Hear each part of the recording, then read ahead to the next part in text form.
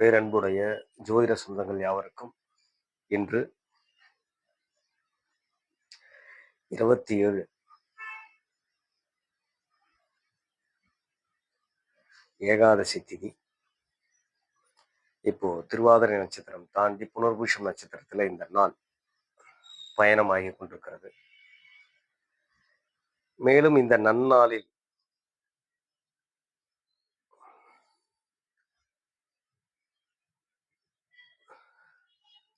வைணவத்தின் முறைப்படி குலசேகர தாழ்வார், அதாவது கடற்கரை தோறும் இருக்கக்கூடிய வைணவ ஆலயங்களில் ஆதிக்கம் செலுத்திய மன்னராக இருந்து ஆழ்வாராக மாறியவர். அவருடைய புனித நன்னாளிலே நான் உங்களை சந்திப்பதில் பெரும் மகிழ்ச்சி அடைகிறேன். ஜோதிட ரீதியாக ஒவ்வொரு குடும்பத்திலும் விழிப்புணர்வு தேவைப்படுகிறது. கேள்விப்படுவதை எல்லாமே பாடத்திட்டமாக வகுத்து கொண்டு தனக்குள்ளே தனிப்பெரும் புத்திசாலித்தனத்தை எல்லாம் பயன்படுத்தி கொண்டிருக்கக்கூடிய மக்கள் அதை நேரடியா படிச்சு தெரிஞ்சுக்கிட்டாங்கன்னா இன்னும் கொஞ்சம் நல்லது. ஏன்னா நம்பிக்கையின் பாத்திரத்துல தான் இது இங்க எல்லாமே நடக்குது. அவ்வாறாக ஒரு ஜாதக கணிதம் எவ்வாறாக கணிக்கப்படுகிறது, எந்தெந்த கோள்கள் இங்கே சமர்ப்பணம் இருக்கிறது. இப்ப 12 கோள்கள் நீள்வட்ட பாதையில இருக்கு. ஆனா இங்க 9 கோள்களை தான் கணக்கு சொல்றாங்க. மிச்சம் 3 கோள்களை யார் கணக்கு பார்த்துட்டு இருக்கா அப்படின்னா, வடக்கு அச்சாம்சத்திற்கு மேல் இருக்கிறவங்களும் தெற்காம்சாம்சத்திற்கு கீழ், அதாவது மத்திய ரேகையிலிருந்து மேலும் கீழுமாக 30 டிகிரிக்கு அப்பாற்பட்டு இருக்கிறவங்க அந்த யுரேனஸ், நெப்டியூன், புளூட்டோவை பார்த்துட்டு இருக்காங்க, கணிதம் செய்துகிட்டு இருக்கிறாங்க. நம்மளும் செஞ்சுக்கிட்டு இருக்கோம். குருமார்கள் அதற்கு தகுந்தாற் போல அதன் வழியிலே நமக்கு கற்றுக் கொடுத்தாங்க அப்படின்னா நம்ம அதை பயன்படுத்தலாம், இல்லைன்னா பயன்படுத்த முடியாது. ஒருவேளை ஹயக்கிரீவ சந்திரமூர்த்திக்கு நாராயணன் அருள் பெற்று எவ்வாறாக தங்களுக்கு ஒரு ஞானோதயம் கிடைக்கிறதோ அதை பயன்படுத்தி நாம் அதை கணிதம் செய்யலாம்.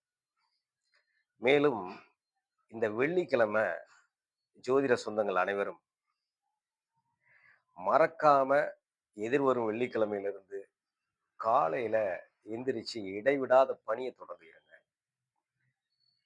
சோம்பலே வேண்டாம். வீட்டு வேலைகள் என்னென்ன இருக்கோ அதெல்லாம் எடுத்து செய்யணும்.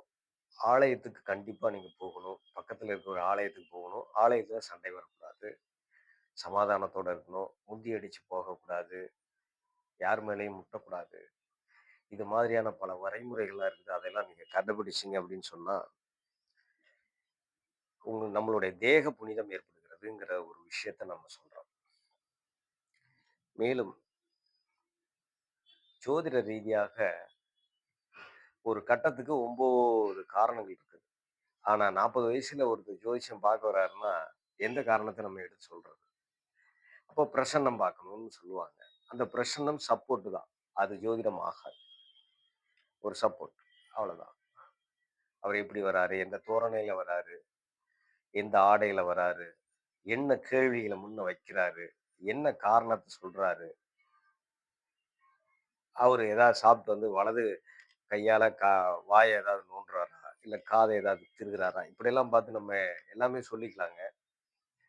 அவை அத்தனுமே சப்போர்ட், உதவிதான். அது பிறப்பின் ஜாதகமாக ஆகாது.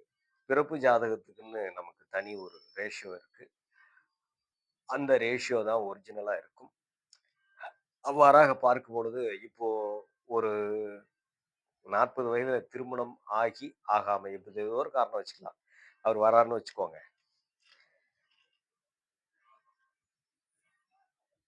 இந்த திசாநாதனோடு சேர்ந்து சந்திர பகவானும் ராகு பகவானும் எவ்வாறாக கோச்சார நிலையில போயிட்டு இருக்காங்க, அந்த கோச்சார நிலை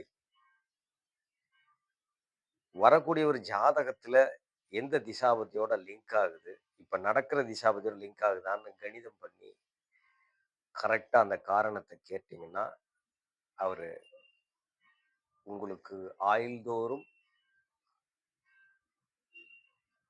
உங்களை மரியாதையோடு ஜோதிடனாக கன்வெர்ட் பண்ணி நமக்கு நல்லதொரு செய்திகளை கொடுத்து விசுவாசமாக இருந்து ஜோதிடத்தால் வளம் பெறுவார். ஏன்னா அந்த முதல் நம்பிக்கை கரெக்டா வேணும். அதுல நிறைய பாடுபட்டாச்சு, நிறைய தோல்வி விட்டாச்சு. ஆகையினால ஜோதிடர்கள் அனைவரும் வரக்கூடிய கஸ்டமர் எப்படி வராரு அப்படிங்கிற ஒரு விஷயத்த பார்த்துட்டு நீங்க ரொம்ப சரியா அவங்களுக்கு பாடம் சொல்லணும்னா, வரக்கூடியவர் எந்த திசா புத்தியில வந்திருக்கிறார், ஓரை பலன்கள் எப்படி வந்திருக்கிறார், அவர்களுக்கு சந்திரனும் ராகுவும் எவ்வாறாக சூட்சுமங்களை கொடுக்குறாங்க அப்படிங்கிற கோட்சார விதிகளை எல்லாம் மனசுல வச்சுக்கிட்டு, அதற்கப்புறம் ஒரு ஜாதக ஆய்வுல அந்த விதி எங்க போய் அப்ளை ஆகுதுன்னு பாருங்க. அந்த இடத்துல அவர் வயசுக்கு தகுந்த மாதிரி ஆன காரணிகளை தேடிட்டு இருப்பார்.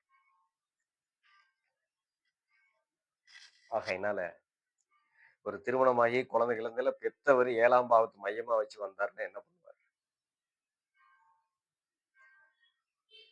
அதனால யோசிச்சு நம்ம திறன்பட செயல்பட வேண்டும் என்று அனைவரையும் அன்போடு கேட்டுக்கொண்டு, ஜோதிட விழிப்புணர்வு பெற்று உலகமெங்கும் சமாதானத்தை நிலவுவதற்கு பெரியதொரு வாய்ப்பாக இதை கருதி கொண்டு இதை பயன்படுத்த அனைவருக்கும் ஆசி புரிகிறார் பரந்தாமன். நன்றி, வணக்கம். நமது நேயர்கள் சீரோடும் சோலையில் பேர் வேணும் தானை தலைத்து தாகம் தீர்த்து நேர் நெல் வாடை பயிர் போல பேரூர் வாசல் சென்று வாழ வாழ்த்துகிறோம். நன்றி, வணக்கம்.